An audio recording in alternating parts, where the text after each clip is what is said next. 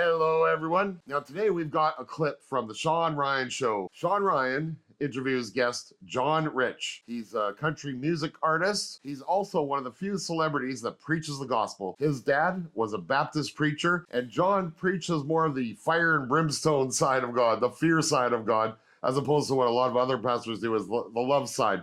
But you need to know both. You need to love God and you need to fear him. So let's watch this clip together.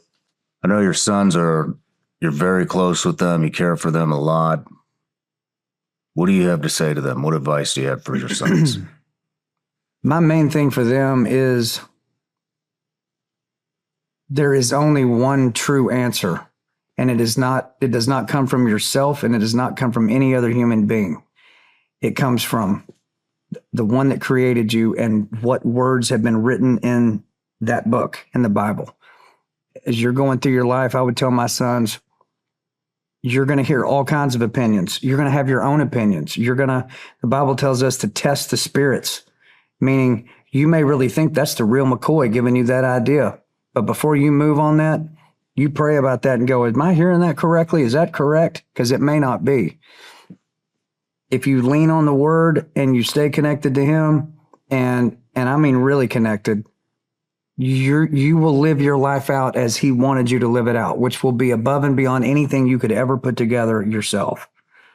And then when you die, I get to see you again. Now, he's right. Just so happens this morning I read 2 to 3 chapters of the Bible every day. And today I was reading Joshua. Now, John's message here is you got big decisions, ask God first. He will answer you. Now, mind you, he may not answer you right away because he doesn't wait on us. We wait on him. So you might have to wait a little bit to hear his answer. But if you're listening, you'll hear his answer. And this reminds me of just this morning, and I was reading Joshua. In Joshua, this is right after Moses and God, they guided him out of Egypt, and they toured the wilderness for 40 years. They'd already gotten a few fights where they took out tens of thousands of warriors, and they didn't lose a single Israelite. So now they're at the edge of the Jordan. Moses, he cannot cross the Jordan. God doesn't allow it. And he's passed the baton onto Joshua, who's now the high priest, and they've taken out 2 cities of Canaanites very easily because they have God on their side, of course. So now the Canaanites are getting really worried. They know that they're not going to win this. So let me bring you to Joshua 3. Joshua 3. But when the people of Gibeon heard what Joshua had done at Jericho so Jericho is the one where the walls came down, they all fell outwards, not inwards, because it was God that did it. They resorted to deception to save themselves. They sent ambassadors to Joshua, loaded their donkeys with weathered saddlebags and old patched wineskins. They put on worn-out patched sandals and ragged clothes, and the bread they took with them was dry and moldy. When they arrived at the camp of Israel, at Gilgal, they found Joshua and the men of Israel. We have come from a distant land to ask you to make a peace treaty with us. So the people of Gibeon, they had a different plan than the rest of the Canaanite kings, because they didn't want to get destroyed like the previous 2 places they attacked. They knew that they were going to do it. So what they did is they dressed up with old wineskins and moldy bread, and they looked like they were travelers from a far distant land to see them, not the pagans that they were about to go take over. So they wanted to make a peace covenant with them. And now a covenant is a promise to more or less be an ally. And a promise back then means a lot more than what it does today. A promise, you just don't break a promise back then. Joshua 7.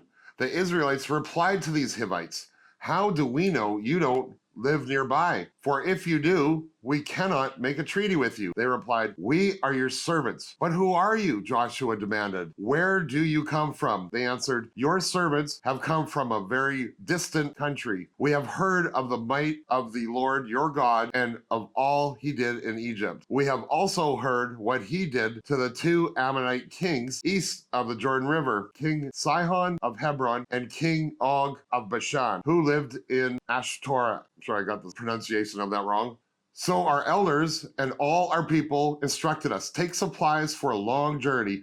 Go meet with the people of Israel and tell them, we are your servants. Please make a treaty with us. This bread was hot from the ovens when we left our homes, but now, as you can see, it's dry and moldy. These wineskins were new when we filled them, but now they are old and split open, and our clothing and sandals are worn out from the very long journey. So the Israelites examined their food, but they did not consult the Lord. Now that is the problem. And this is what John Rich is saying. If you've got a big decision, consult the Lord. He will reply to you. He may not reply to you right away because the Lord doesn't wait upon you. You wait upon the Lord.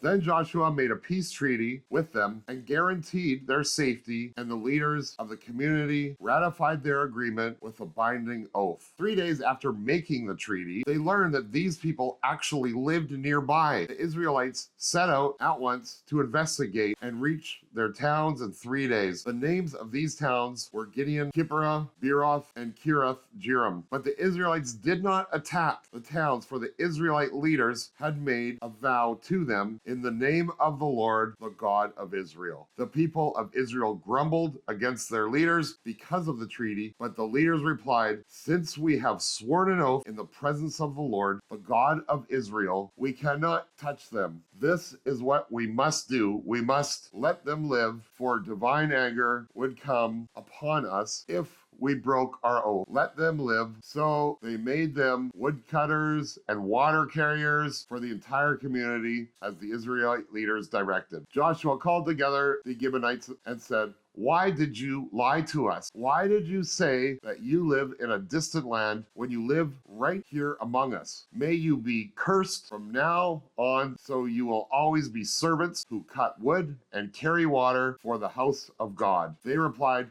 "We did it because we, your servants, were clearly told that the Lord your God commanded his servant Moses to give you the entire land and to destroy all the people living in it. So we feared greatly for our lives because of you. That is why we have done this. Now we are at your mercy. Do to us whatever you think is right." So Joshua did not allow the people of Israel to kill them, but that day he made the Gibeonites, the woodcutters, and the water carriers for the community of Israel and for the altar of the Lord, whatever the Lord would choose to build it, and that is what they do to this day.